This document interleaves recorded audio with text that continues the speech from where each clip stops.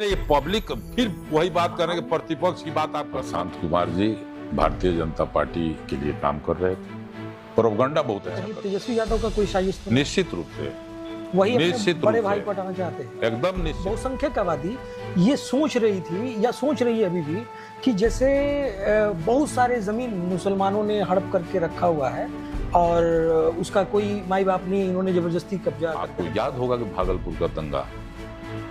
भागलपुर का दंगा किसने किया? इस हिसाब से तो गुजरात दंगा भी नरेंद्र मोदी के कराने वाला जो साजिश करता था उसको लालू जी ने अपने घर में हाल ही में मध्य प्रदेश के एक नेता ने कर्नल सोफिया कुरैशी पे एक बहुत ही अमर्यादित टिप्पणी दिया था। बहुत अमर्यादित। नमस्कार, इस वक्त हम लोग पश्चिम चंपारण में हैं और हमारे साथ जनता दल यूनाइटेड के प्रवक्ता श्री असलम खान जी हैं। आपका द रूट्स न्यूज़ में स्वागत है। बहुत बहुत धन्यवाद भाई। आप ये बताइए हमें सबसे पहले कि आप पश्चिम चंपारण में के स्थानीय निवासी हैं और जी हाँ, स्थानीय निवासी और काफ़ी समय से आप राजनीति कर रहे हैं। यहाँ की स्थानीय समस्याओं के बारे में बताइए कि यहाँ पे कौन कौन सी समस्याएं हैं जिनको आपको लगता है कि अभी आपकी सरकार ने अभी तक दूर नहीं कर पाया है। लगभग 2005 के बाद जब से माननीय नेता नीतीश कुमार जी आए, आप जानते हैं कि पूरा बिहार एक खंडहर में था, लेकिन नेता के आने के बाद, नीतीश कुमार जी के आने के बाद पूरा बिहार का तकदीर और तस्वीर दोनों बदला है। हम जिस क्षेत्र में आप बैठे हैं ये आतंक से बड़ी प्रभावित क्षेत्र था और यहाँ की स्थिति ऐसी थी कि घर से बच्चे नहीं निकलते थे दिन के उजाले में, रात के अंधेरी की बात छोड़ दीजिए। यहाँ हम लोग देखते हैं कि बेतिया हमारा हेडक्वार्टर है। बेतिया हेडक्वार्टर में सूरज डूबने के बाद यहाँ के रोड सुनसान हो जाया करती थी। ये स्थिति थी। इसमें बहुत बड़ा बदलाव आया और इतना बड़ा बदलाव आया कि आज 2 बजे रात में भी स्टेशन से उतर करके कोई दंपति पैदल अपने गांव को, अपने घर को जाता है, कहीं उसके मन में मैंने आपसे पूछा कि मैं वही बता रहा हूँ आपको कि कौन से ऐसे सेक्टर हैं जिसमें आपको लगता है कि काम किया जाना। मैं बता रहा हूँ, फिर मैं आपको पहुंचूंगा वहां पे कि कौन से ऐसे सेक्टर हैं जिनमें माने आपकी सरकार ने बहुत बढ़िया काम किया। जी जी। तो पहले शुरुआत इससे करते हैं कि कौन से ऐसे क्षेत्र हैं जिनमें आपको लगता है कि काम किया जाना अभी भी बाकी है। अभी हमारे यहाँ आप चंपारण में आप देखिएगा एक चीनी मिल है। चीनी मिल है, 5 चीनी मिल है और 5 चीनी मिल चल रहा है, एक चीनी मिल बाकी है। एक विकसित बिहार के लिए जितना काम होना चाहिए लगभग सब इंफ्रास्ट्रक्चर तैयार है। हाँ, एक जगह जहाँ विरोधी लोगों का भी ये आरोप लगता है पलायन के क्षेत्र में थोड़ा सा हम ये कहना चाहेंगे कि अभी उद्योग हमारे यहाँ जो ये एक सेक्टर छूटा हुआ है और चंपारण में बहुत सारा रॉ मटेरियल की कमी नहीं है, हर तरह की भी यहाँ फैक्ट्री लगाई जा सकती है, उसमें थोड़ा सा काम करने की ज़रूरत है। लेकिन इसमें भी मैं आपको बता दूं, लेकिन 20 वर्षों से आपकी सरकार है तो आपको लग रहा है कि थोड़ा देरी हुआ है? निश्चित रूप से देरी हुआ है, चूंकि हमको बिहार एक बिगड़ा बिहार बनाने में और कोई भी निवेश करने के लिए बाहर से आदमी बिहार नहीं आता था, उसको पहले इंफ्रास्ट्रक्चर तैयार करने में काफ़ी टाइम लगा हमको और चूंकि साधन की भी कमी थी। दिल्ली में दूसरे की सरकार थी, आज डबल इंजन की सरकार है। आप देखेंगे कि इधर 2 साल से, जब मैंने 2019 के ये अभी बिहार में कब चुनाव हुआ है एनडीए का, लोकसभा का, इधर जितना रफ्तार से अभी हमारे यहाँ विकास के काम शुरू हुए हैं, चल रहा है, ये पहले नहीं होता था। तो थोड़ी सी कमी हम यही कहेंगे। लेकिन हम आपको बता दें, आपकी जानकारी में होना चाहिए कि 2223 यूनिट बिहार के अंदर लग चुके हैं 2 साल के अंदर, छोटा बड़ा। और इधर 664 यूनिट लगाने की फिर बिहार सरकार ने उसकी अनुमति दी है, जिसमें लगभग 55,000 हमारे बेरोजगार लोग उसमें कार्यरत होंगे और एक बहुत बड़ा रकम इसमें निवेश होगा। लगभग 37,000 करोड़ का निवेश इसमें अभी बिहार में होने जा रहा है, जिसकी मंजूरी बिहार सरकार ने दी है। मैंने आपको बताया कि इस सेक्टर में हम थोड़ा पीछे हैं, जिसके लिए हमारे ऊपर ये आरोप लगते हैं, लेकिन बहुत जल्द हम इसको भी पूरा कर लेंगे। आपको क्या लगता है इस समय विपक्ष की भूमिका आप किसको देखते हैं कि 2025 में विपक्ष में कौन बैठेगा? देखिए, जिस तरह का काम एनडीए की सरकार कर रही है और ये डबल इंजन की सरकार कर रही है, हमको लगता है कि 2025 के चुनाव में विपक्ष नाम का कोई चीज नहीं रह जाएगा। ये सही है कि एनडीए ने 225 का लक्ष्य स्थापित किया, लेकिन जो लोगों का रुझान है, जनता का जो रुझान है, उसमें लगता है कि शायद एक भी सीट लोग जीतने के लिए तरसेगा। इसलिए हम इस पर प्रशांत किशोर कह रहे हैं कि प्रशांत किशोर कोई फैक्टर नहीं है। कि नीतीश कुमार की मैं उम्र हो चुकी आपको है बता रहा हूं कि प्रशांत किशोर कोई फैक्टर नहीं और है। पहले आरजेडी की सरकार में जंगल राज था और अभी जो है अधिकारियों का राज है। और उस समय जो है डाकू, चोर, डकैत अपराध करते थे और इस समय नीतीश कुमार के शासन में अधिकारी जो है लूट मचाए हुए हैं। इस बात को आप कैसे देखते हैं? 2014 में प्रशांत कुमार जी भारतीय जनता पार्टी के लिए काम कर रहे थे। प्रोपगंडा बहुत अच्छा करते हैं। उनका प्रोपगंडा का ही देन था कि 2014 में ये भारतीय जनता पार्टी की सरकार बहुमत में आई। वो तो कह रहे हैं कि अगर नीतीश कुमार अपने 5 मंत्रियों का नाम और विभाग बता दे तो हम राजनीति छोड़ देंगे। हम यही बात आपको कह रहे हैं कि प्रोपगंडा में बहुत आगे हैं। वो यही कामें किए हैं शुरू से। क्या लगता है बिहार और राजनीति उनके बस की बात नहीं है। वो जितना प्रोपगंडा, उनका जो काम है वो देखिएगा 2025 के चुनाव के बाद फिर पुनः वहीं पर वो लौट के जाएंगे जो काम करते थे। आप उनको कितना सीट देंगे? हम आपको तो क्या लगता है? आपको याद होगा कि जो 5 उपचुनाव हो रहे थे, 4 जी 4 में उन्होंने कहा कि चारों हम जीतेंगे। आपको उनका मीटिंग का अगर वीडियो देखे याद है होंगे हमको। तो लग रहा था कि चारों जीत मन उनके झोली में है। अब हम निकल गए हैं, वो चारों लेकर फिर के भी आए। 10% के करीब वोट आया था उनको। वोट आया था, सीट नहीं मिली थी। सीट नहीं मिली थी। और फिर वही बात होगा, आप देखिएगा 2025 में एक सीट के लिए भी प्रशांत किशोर जो है तरसेंगे। आप जिस जिला में बैठे हुए हैं, यहाँ 5 जगह उनको कह रहे हैं कि 5 जगह हम चुनाव लड़ेंगे यहाँ पर। और जो जो क्षेत्र का नाम वो बता रहे हैं, वहाँ जमानत उनका कैंडिडेट का नहीं बचेगा। तो अभी तेज प्रताप ने एक ट्वीट किया था सर, उसके बारे में आपकी कुछ टिप्पणी, आप कुछ कहना चाहेंगे? वो अपने पारिवारिक बात के लिए किए थे। आपको लगता है इसमें कोई साजिश है? तो उनका निजी मामला, इसमें हम ज्यादा कुछ नहीं, निजी मामला तो है, लेकिन वो एक पॉलिटिकल आदमी है और इस तरह का एक अब एक चीज बहुत अच्छी तरह से उन्होंने कहा है। आप देखिएगा उनके ट्वीट में ये लिखा हुआ है कि जयचंद हमारे पार्टी के अंदर या घर के अंदर जो आया है, उसको हम सबक सिखाएंगे, चाहे उसके बदला लेंगे, जैसा भी उनका। लेकिन वो फोटो तो एडिटेड नहीं है और ये मैच्योर आदमी है, एडल्ट आदमी है। और एक इस तरह का वीडियो और फोटो ट्वीट करना राजनीति में रहने वाले लोगों का, इसको आप क्या देखते हैं कि कहीं ना कहीं देखिए, सार्वजनिक जीवन में रहने वाले को इमेच्योरिटी ये हाँ एकदम मैच्योरिटी की बात है। उनको इस तरह की बात नहीं होनी चाहिए। वो एक जिम्मेदार क्या पद लगता पे है है, इसके संवैधानिक खिलाफ पद पे है। कहीं तेजस्वी यादव का कोई साजिश तो नहीं? निश्चित रूप से, वही अपने निश्चित बड़े रूप भाई से। को हटाना चाहते हैं। एकदम निश्चित रूप से उनके साथ उनका इशारा भी वही है। आप देखे होंगे कि जो उनका ट्वीट के इशारा भी उसी तरफ जा रहा है कि वो जो उनके करता धरता है, उनका भाई जो है अभी जो प्रतिपक्ष के नेता है, उसके कहने पर उसी की तरफ वो इशारा किए हैं। और निश्चित रूप से हम कहना चाहते हैं कि ये उनका वैवाहिक जीवन जो एक आज के डेट में तलाक तक पहुंच गया है, उसके पीछे भी वही है। वो कभी नहीं चाहते थे कि पढ़ी लिखी लड़की इस घर की बहू बने और मेरे लिए रास्ते का कांटा बने। वहां भी वक्फ बिल संशोधन को कैसे देखते हैं आप? आपकी पार्टी एक चीज इसमें हम कहना चाहते ने हैं, समर्थन किया था एक बात इसमें कहना चाहिए वक्फ बिल के बारे में। आपको याद होगा कि वक्फ बिल के लिए जो क्या वो जेसीबी जो कमेटी बनी थी, क्या नाम है उसका, अरे भारत सरकार का जो कमेटी बनी, हाँ जी, हाँ, उसमें भी लोग आए थे और बहुत सारा विरोध गया था वहाँ। और लगभग 5 तंजीमों के लोग हमारे माननीय मुख्यमंत्री से मिले थे और जो शंका थी उनके मन में, जो डर था, उसको लोगों ने बताया था। नेता ने कहा था निश्चित रूप से इस पर हम काम करेंगे, बात करेंगे और इसको इस बिल से हटवाएंगे। और हमको लगता है कि इस पर बात भी हुई थी मेरे साथ कहीं ना कहीं।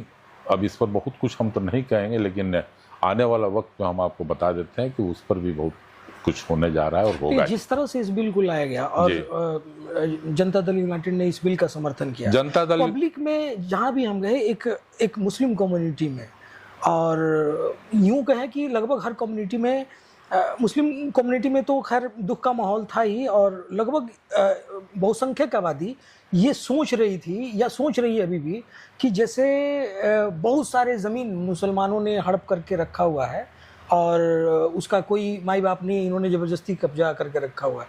जबकि ये आपको मालूम होगा कि जब तक किसी ज़मीन को वक्फ न किया जाए तो वो वक्फ बोर्ड की संपत्ति नहीं होती है। नहीं, होती ये है। ऐसा नहीं है। उसमें किया है कि वक्फ बाय यूजर, वक्फ बाय यूजर की एक बात आ रही है, और ये ज्यादातर है पूरे हिंदुस्तान के अंदर। चूंकि आप देखे होंगे कि वक्फ बाय यूजर उसको कहते हैं, जैसे कब्रिस्तान है, बहुत सारे कब्रिस्तान है जो सरकारी जमीन में भी है, लेकिन वो हम यूज कर रहे हैं, उसको हम वक्फ मानते हैं। पहले से नियम भी है, कानून भी है, उसको ये हटाने की बात कर रहे हैं, जबकि उस पर हमारे नेता ने स्पष्ट किया था कि इसमें कोई छेड़छाड़ नहीं होनी चाहिए। हमारी जो 4 मांगे थी, जैसे कमेटी में गैर मुस्लिमों का, उसमें जो 2 आदमी का लेना था, कलेक्टर को उसमें शामिल करना था, उस पर भी हमारी आपत्ति थी, पार्टी की आपत्ति थी।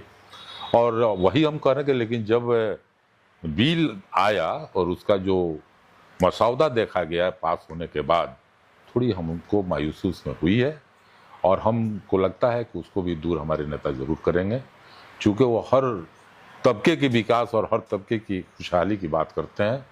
और अभी जो कह रहे हैं कि लोगों में नाराज़गी का एक ज़मानत के तौर पर हिंदुस्तान के, बिहारी नहीं पूरे हिंदुस्तान का मुसलमान नेता पर विश्वास करता था, को जो कहते हैं वो करते हैं।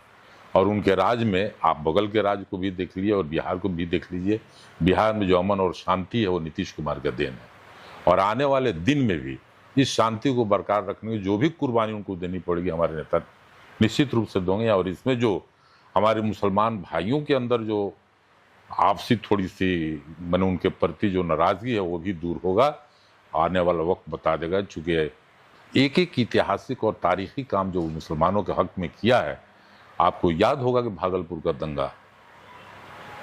का दंगा किसने कराया था, जो आज वो कांग्रेस के रीजन में हुआ था ना, और जो उसके इस हिसाब से तो गुजरात दंगा भी नरेंद्र मोदी के रीजन में हुआ था। नहीं, फिर उसको उस पर हम ये करेंगे। आप नरेंद्र मोदी और गुजरात की दंगा और बिहार की दंगा से एक साथ न मिलाइए। वहाँ की घटना कुछ दूसरी थी, यहाँ का घटना दूसरी है। कांग्रेस के रीजन में जो यहाँ लगातार उस तरह का दंगा अभी तो पूरे हिंदुस्तान में नहीं हुआ था, जो आज भी भागलपुर के उस अंदर समय तो जब गोधरा कांड हुआ था तो गोधरा कांड, स्वर्गीय श्री अटल बिहारी वाजपेयी जी ने भी कहा था कि इनको जो है मुख्यमंत्री, उनको राजधर्म का पालन करना चाहिए, और शुरू में वो खिलाफ थे कि इनको मोदी जी को इस्तीफा देना चाहिए, लेकिन बाद में अडवाणी जी ने उनका बचाव किया था। तो मैंने किसी भी समाज काफी लंबे समय तक किसी भी हत्याएं होती रही, किसी भी समाज के लिए इस तरह के जो जातीय दंगा, और ये दंगा जो शब्द है ये तो अंग्रेजों का दिया हुआ चीज़ है, लेकिन जो आज भी हिंदुस्तान में कायम है वो बहुत, मैंने जितना भी उसका निंदा किया जाए कम, चाहे वो जिस रीजन में। हम ये कह रहे हैं कि हत्याएं होती हैं, आज भी होती हैं हत्याएं, लेकिन मुजरिम पकड़ा जाता है। अब ये नहीं हुआ कि आप हत्या कर दीजिए, कुछ जुर्म कर दिया और अपने घर में बैठा, ऐसा नहीं होता। 24 घंटा के अंदर हमारी पुलिस कार्रवाई करती है। तो इसलिए बहुत फर्क है। हम ये कह रहे थे कि भागलपुर का जो दंगा हुआ, प्रश्न, अच्छा जी बताइए, और उस दंगा में जो लोग मारे गए थे, आज भी उनके परिवार को हम स्टाइफन देते हैं, आज के डेट में भी देते हैं। ये हिंदुस्तान की तारीख में नहीं था।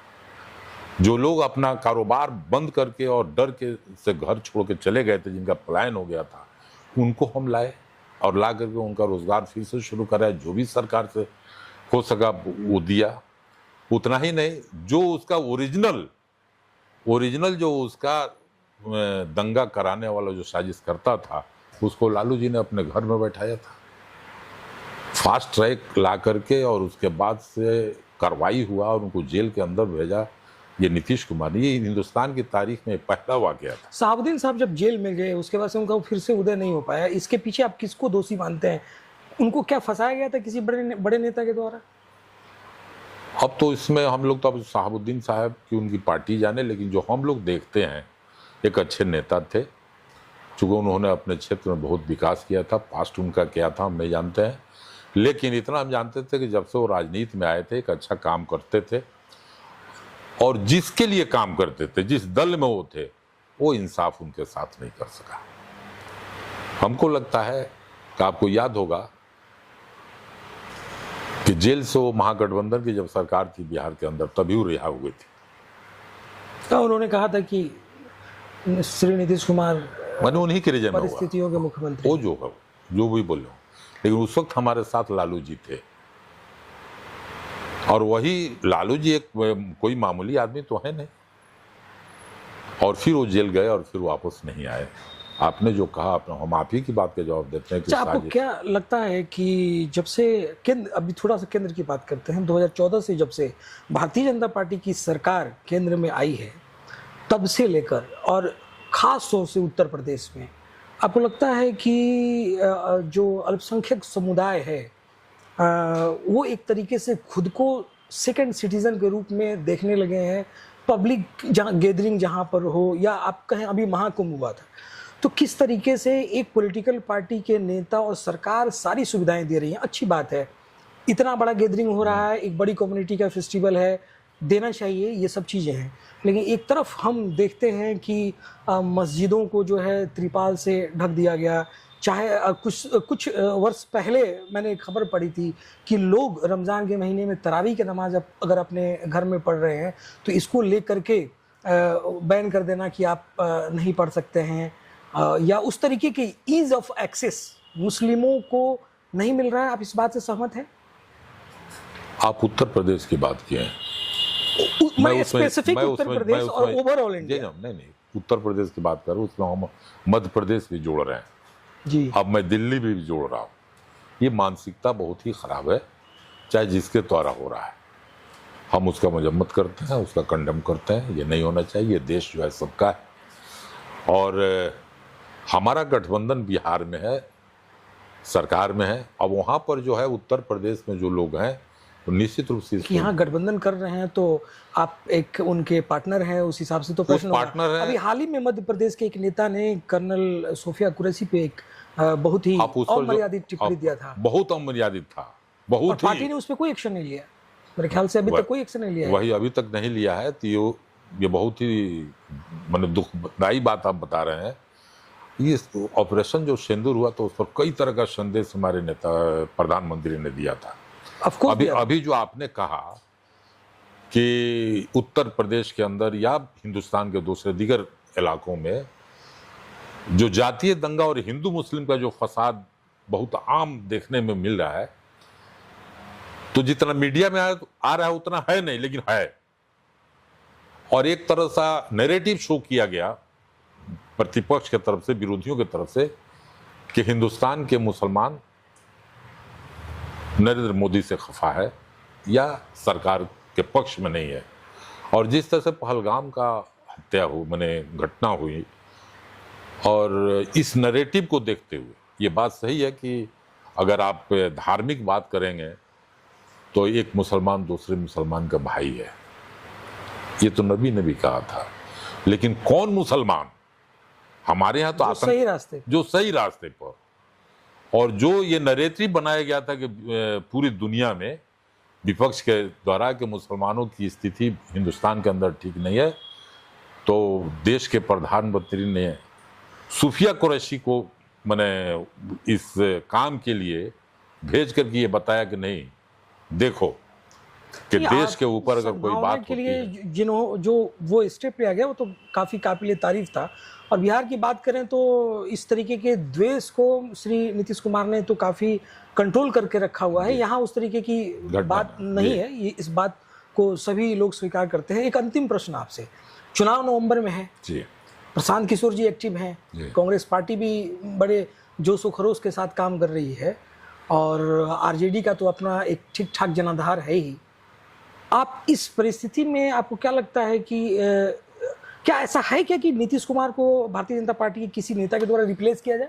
ऐसा विपक्ष, यही हम कह रहे हैं कि विपक्ष जो नैरेटिव तैयार कर रहा है उससे कहीं बात नहीं। आप बताइए, देश का प्रधानमंत्री अभी आए थे और उन्होंने मंच से ये कहा कि नीतीश कुमार जी के नेतृत्व में बिहार तरक्की कर रहा है और ये तरक्की करते रहेगा। आप उनका भाषण सुने होंगे, क्या मतलब हुआ इसका? उनका होम मिनिस्टर आते हैं, वो कहते हैं कि इनके नेतृत्व में हम चुनाव लड़ेंगे। तो फिर क्या सुनना चाहता है विरोधी? शराबबंदी को लेकर के अभी क्या राय है? शराबबंदी एक ऐसा कदम था बिहार सरकार का कि जितना भी तारीफ नहीं, किया मौजूदा जाए कम। परिस्थिति में जिस तरीके से हम कहीं पे भी जाएं तो लोगों का ये कहना है कि शराब जो है अब होम डिलीवरी हो रहा है और बड़े आसानी से लोगों को मिल जा रहा है। तो इसको लेकर के काफ़ी समय पहले शराबबंदी हुआ और अभी तक होम डिलीवरी हो रहा है, या किसी को नहीं मिल रहा है तो वो दूसरे नशा की तरफ लोग बढ़ रहे हैं, या जहरीली शराब पीने की वजह से मर जा रहे हैं। कोई भी कानून जो बनता है वो आम जनता के लिए बनता है, और तो उसकी शराब सफलता और तो देखी जाती है। देखी जाती है। तो उसमें जनता का भी सहयोग होता है। जब तक हम और आप जागरूक नहीं होंगे, सरकार चाहे जितना कोशिश कर ले, हाँ इतना जरूर है कि शराबबंदी से रोड पर आप पी करके नहीं निकल सकते हैं। लेकिन मौतें तो हुई हैं। मौतें हुई हैं, तो यही तो मैं कह रहा हूं। मेरे कहने का मतलब कि जहरीली शराब आप पिए क्यों, आपने बनाया क्यों? समाज जब तक उस पर जागरूक नहीं होगा, जो लोग इस धंधे में लगे हुए हैं, एक ही आदमी उस परिवार का लगा हुआ है लेकिन 5 आदमी चुप है। एक घर में कोई दारू पीता है, उसका घर के लोग चुप हैं, इसलिए उसको बढ़ावा मिलता है। तो शराबबंदी जब सफल नहीं हुई, जब नहीं सर, ये कौन कह दिया कि आपको सफल नहीं हुआ? पब्लिक में नहीं, ये पब्लिक फिर वही बात करने के प्रतिपक्ष की बात आप मत कीजिए। नहीं, जैसे कि मैं जहां भी गया लोगों से मैंने बात की, लोग ये कह रहे हैं कि शराब जो है बड़ा इजीली अवेलेबल है। तो जब कोई कानून अगर सफल नहीं है, आपका व्यक्तिगत राय मैं ये जानना चाहता हूं कि जब सफल नहीं है तो उसकी क्या उपयोगिता रहेगी? मैं जो देख रहा हूं और मेरी निगाहें जहां तक जा रही हैं, माननीय नेता नीतीश कुमार जी का ये फैसला बहुत ही सराहनीय था। समाज में काफी बदलाव हुआ है। छोटे स्तर पे इसको खोलने के लिए आपकी क्या राय है? क्या नहीं, एकदम नहीं होना चाहिए, बिल्कुल से एकदम इसको बंद रहना चाहिए। बल्कि हम तो ये कहते हैं कि ये बैंड पूरे भारत में होनी चाहिए। प्रशांत किशोर भितियारवां से अपना राजनीतिक पार्टी की शुरुआत करते हैं और ये कहते हैं कि सरकार बनते ही 10 मिनट के अंदर हम शराब चालू कर देंगे। इस दोनों समीकरणों को आप कैसे देखते हैं? आप देख लीजिए, जिस गांधी के क्या कहते हैं कर्म भूमि स्थल से उन्होंने शुरुआत किया और उसके बाद कहते हैं कि 10 मिनट के अंदर हम इसको खत्म कर 10 मिनट का या 10 घंटा का है, हम सुने नहीं थे उनका भाषण। और गांधी जी ने ही शराब पीना समाज के लिए सबसे घातक बताया था। और जिस स्थल से आप शुरुआत कर रहे हैं, जहां गांधी जी गए थे, जहां कस्तूरबा रही थी, वो कस्तूरबा वहां लगभग 2 साल तक रही थी, और वहां से शराब का जो लत था लोगों में, उन्होंने उसको छुड़वाया था। चूंकि अंग्रेज लोग वहां तो निलाह की खेती करवाते थे और शराब पिला करके लोगों को हमेशा नशा में रखते थे कि इन लोगों को सोचने समझने की शक्ति न रहे। उसके खिलाफ में आगे गांधी जी ने चंपारण में आकर के उसका शुरुआत किया और उसका खात्मा किया। और उसी गांधी स्थल से आप चल रहे हैं और कह रहे हैं कि शराब हम शुरू करा देंगे। ये बहुत दुर्भाग्यपूर्ण बात है। अंतिम प्रश्न, 243 में आपको कितनी सीटें मिलने वाली है इस बार? मैं ये कह रहा हूँ 243 में से 243 हम जीतेंगे और तो एक सीट भी लेने के लिए विपक्ष जो है तरसेगा, जो आम जनता की राय है। ये तो इम्पॉसिबल चीज है 243 में पूरा। लेकिन इतना हम जरूर कह रहे हैं कि अब कौन विपक्ष का लड़ाई होगा, कौन विपक्ष में आता है। कितनी सीटें आप सुनिश्चित समझ रहे हैं? हम 250 से ऊपर जाएंगे एनडीए का। जी हाँ। आपका बहुत बहुत धन्यवाद दरूर सिंह से बात करने के लिए।